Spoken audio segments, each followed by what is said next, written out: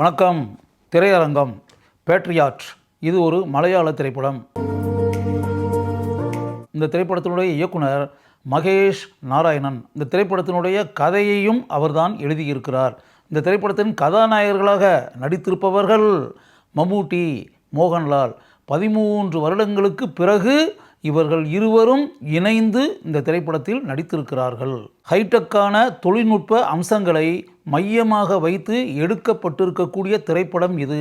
சைபர் உலகத்தில் எப்படிப்பட்ட தகிடுதத்த விஷயங்கள் நடைபெற்று கொண்டிருக்கின்றன, அதனால் எந்த அளவிற்கு பாதிப்பு மக்களுக்கு உண்டாகிறது என்பதை மையமாக வைத்து இந்த திரைப்படத்தின் திரைக்கதை அமைக்கப்பட்டிருக்கிறது. டாக்டர் டேனியல் ஜேம்ஸ் என்ற கதாபாத்திரத்தில் மம்முட்டி நடித்திருக்கிறார். அறிவியல் உலகத்தில் பணியாற்றக்கூடிய அவர் ஹைடெக்கான தொழில்நுட்ப அம்சங்களை பயன்படுத்தி கொண்டு எப்படிப்பட்ட தவறான காரியங்கள் எல்லாம் இங்கு நடைபெறுகின்றன என்பதை தன்னுடைய ஆழமான அறிவை பயன்படுத்தி எப்படி கண்டுபிடித்து அந்த தவறுகளை நீக்குவதற்கான வழிமுறைகளை எப்படி கையாண்டு அதில் வெற்றியையும் அவர் பெறுகிறார் என்பதை இந்த திரைப்படத்தில் தெளிவாக காட்டியிருக்கிறார்கள். சக்தி சொல்யூஷன் என்ற நிறுவனத்தை சொந்தத்தில் நடத்தி கொண்டிருக்கிறார் ஜே.பி. சுந்தரம். அந்த கதாபாத்திரத்தில் நடித்திருப்பவர் ராஜீவ் மேனன். அவருடைய மகன் சக்தி என்ற கதாபாத்திரத்தில் நடித்திருப்பவர் ஃபகத் ஃபாசில்.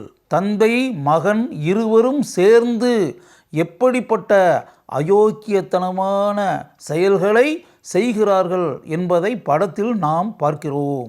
அவர்களுடைய தவறுகளை கண்டுபிடித்து விடுகிறார் அமைச்சராக பல வருடங்கள் இருக்கக்கூடிய நளினி ராமகிருஷ்ணன் கதாபாத்திரத்தில் வரக்கூடிய ரேவதி. தங்களுடைய தவறுகள் கண்டுபிடிக்கப்பட்டால் தங்களுடைய நிறுவனத்திற்கு எப்படிப்பட்ட கெட்ட பெயர் உண்டாகும் என்பதை தெரிந்து கொள்ளக்கூடிய அவர்கள் ரேவதியை யாருக்கும் தெரியாமல் தீர்த்து கட்டி விடுகிறார்கள். பள்ளிக்கூட மாணவர்களுக்கும் மாணவிகளுக்கும் வழங்கப்படக்கூடிய இலவச லேப்டாப் திட்டத்திற்கு பின்னால் எந்த அளவிற்கு நினைத்து பார்க்க முடியாத ஊழல்களும் தவறுகளும் நடக்கின்றன என்பதையும், தரமற்ற லேப்டாப்களை பெற்ற மாணவர்கள் மாணவிகள் எந்த அளவிற்கு அவற்றால் பாதிக்கப்படுகிறார்கள் என்பதையும், அந்த லேப்டாப் வழங்கப்பட்ட பிறகு அதற்கு பின்னால் எந்த அளவிற்கு சைபர் குற்றங்கள் நடைபெறுகின்றன என்பதையும், அந்த சைபர் குற்றங்களால் எந்த அளவிற்கு நினைத்து பார்க்க முடியாத ஆபத்தான சம்பவங்கள் நடைபெறுகின்றன என்பதையும் படத்தில் காட்டியிருக்கிறார்கள். இந்த உண்மைகளை தெரிய நேர்ந்த ஜோதி என்ற இளம்பெண் கொல்லப்படுகிறாள்.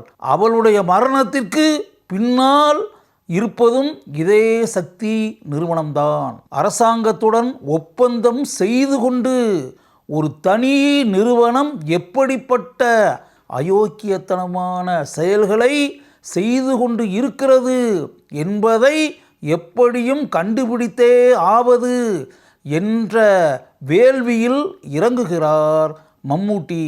அப்போது அவருக்கு ட்ரைட்டர், ஒற்றன் என்ற பெயர் கிடைக்கிறது. வேறு வழியே இல்லாமல் இந்தியாவை விட்டு அவர் தப்பிச் சென்று லண்டனில் வாழ்கிறார். அங்கு ஒரு பெண்ணுடன் அவர் குடும்ப வாழ்க்கையை நடத்துகிறார். அங்கு இருந்து கொண்டே அந்த சக்தி நிறுவனத்திற்கு எதிராக தொழில்நுட்ப அம்சங்களை பயன்படுத்தி எந்த அளவிற்கு செயல்பட வேண்டுமோ அதை அவர் மிகவும் அருமையாக செய்து கொண்டு இருக்கிறார். அவருக்கு பக்க பலமாக இருப்பவர் மைக்கேல் கதாபாத்திரத்தில் வரக்கூடிய போபன் குஞ்சாக்கோ.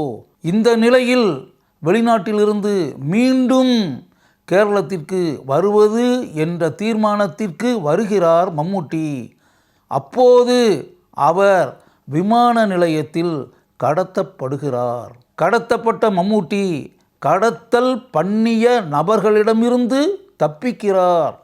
அதற்கு பிறகு புது டில்லியில் அவருக்கு அடைக்கலம் தருபவர் மோகன்லால். கர்னல் ரஹீம் நாயக் என்ற முன்னாள் இராணுவ வீரர் கதாபாத்திரத்தில் வருகிறார் மோகன்லால். போரில் தன்னுடைய ஒரு காலை இழந்த நிலையில் அவர் இருக்கிறார். உயிரை பணயம் வைத்து அவர் மம்மூட்டிக்கு எப்படி உதவுகிறார் என்பதை நாம் காட்சிகளாக பார்க்கிறோம். ஆபத்தான விஷயத்தில் சிக்கி இருக்கக்கூடிய ஒரு இளம்பெண்ணை எப்படி மோகன்லால் காப்பாற்றுகிறார் என்பதை பார்க்கும்போது அந்த கதாபாத்திரத்தின் மீது நமக்கு அளவற்ற மதிப்பும் மரியாதையும் உண்டாகிறது. அந்த முயற்சியில் மோகன்லாலுக்கு பக்கபலமாக இருந்து உதவக்கூடிய கதாபாத்திரத்தில் நயன்தாரா நடித்திருக்கிறார். கயவர்களுக்கு எதிராக நடக்கக்கூடிய போராட்டத்தில் நாமே நினைத்து பார்க்க முடியாத ஒரு முடிவு மோகன்லால் ஏற்று நடிக்கக்கூடிய அந்த இராணுவ வீரர் கதாபாத்திரத்திற்கு உண்டாகிறது. ஒரு குறிப்பிட்ட சூழலில் தன் தந்தைக்கு எதிராக மகனாக வரக்கூடிய ஃபகத் ஃபாசில் எப்படி சிங்கமென சீறி எழுந்து தன்னுடைய தந்தையின் மரணத்திற்கே மூல காரணமாகிறார் என்பதையும் நாம் பார்க்கிறோம். இத்தனை அயோக்கியத்தனமான செயல்களுக்கும் பிரதான காரணமாக இருக்கக்கூடிய ஃபகத் ஃபாசிலுக்கு மம்மூட்டி எப்படிப்பட்ட இறுதி முடிவை தருகிறார் என்பதை பார்க்கும்போது மம்மூட்டி ஏற்று நடித்திருக்கக்கூடிய அந்த கதாபாத்திரத்தை நாம் மதிப்புடன் பார்க்கிறோம். மக்களுக்கு நல்லது நடைபெற வேண்டும், மக்களை ஏமாற்றக்கூடியவர்கள் அழிய வேண்டும் என்பதை மனதில் வைத்துக்கொண்டு உயிரை கூட பெரிதாக நினைக்காமல் துணிச்சலாக செயல்பட்ட முன்னாள் இராணுவ வீரர் கதாபாத்திரத்தில் நடித்திருந்த மோகன்லாலுக்கு இந்திய அரசாங்கம் எப்படிப்பட்ட கௌரவத்தை தர வேண்டும் என்பதை மம்மூட்டி அழுத்தி கூற படத்தினுடைய உச்சக்கட்ட காட்சியில் மோகன்லாலுக்கு அப்படிப்பட்ட உயர்ந்த மரியாதை தரப்படுகிறது.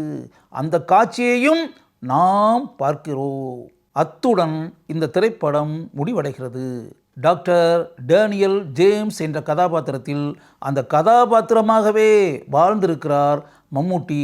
படத்தினுடைய ஆரம்ப காட்சியிலிருந்து இறுதி காட்சி வரை அந்த கதாபாத்திரத்திற்கு தன்னுடைய பண்பட்ட நடிப்பால் மிகப்பெரிய பெருமையை அவர் தந்திருக்கிறார். கர்னல் ரஹீம் நாயக் கதாபாத்திரத்தில் மோகன்லால் மிகவும் சிறப்பாக நடித்திருக்கிறார். தனக்கே உரிய இயல்பான நடிப்பை தான் வரக்கூடிய காட்சிகளில் மோகன்லால் வெளிப்படுத்தி நம்முடைய மனங்களில் நிரந்தர இடத்தை பிடித்து அவர் வாழ்கிறார். படத்தின் ஆரம்பத்தில் சில காட்சிகளில் மட்டுமே வரக்கூடிய ரேவதி தான் ஏற்று நடித்திருக்கக்கூடிய நளினி ராமகிருஷ்ணன் என்ற அந்த கதாபாத்திரத்திற்கு மிகவும் சிறப்பாக உயிர் தந்திருக்கிறார். நயன்தாரா தான் வரக்கூடிய அந்த காட்சிகளில் அந்த கதாபாத்திரத்திற்கு தன்னுடைய இயல்பான நடிப்பால் பெருமையை உண்டாக்கி இருக்கிறார்.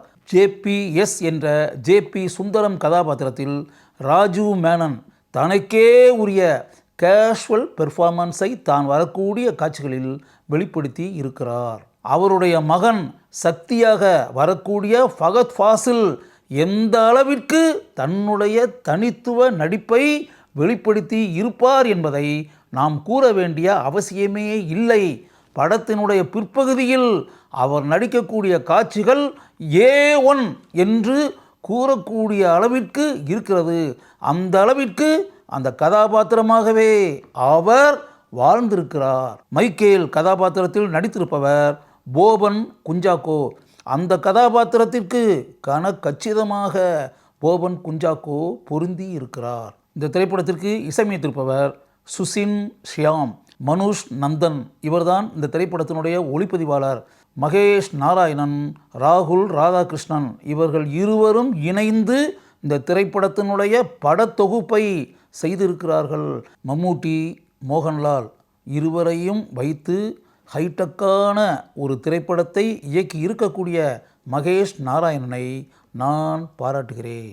13 வருடங்களுக்கு பிறகு மம்மூட்டியும் மோகன்லாலும் இணைந்து நடித்திருக்கக்கூடிய பேட்ரியாட் என்ற மலையாள திரைப்படத்தை ஒரு முறை பாருங்கள். உங்களுக்கு அந்த திரைப்படம் நிச்சயம் பிடிக்கும்.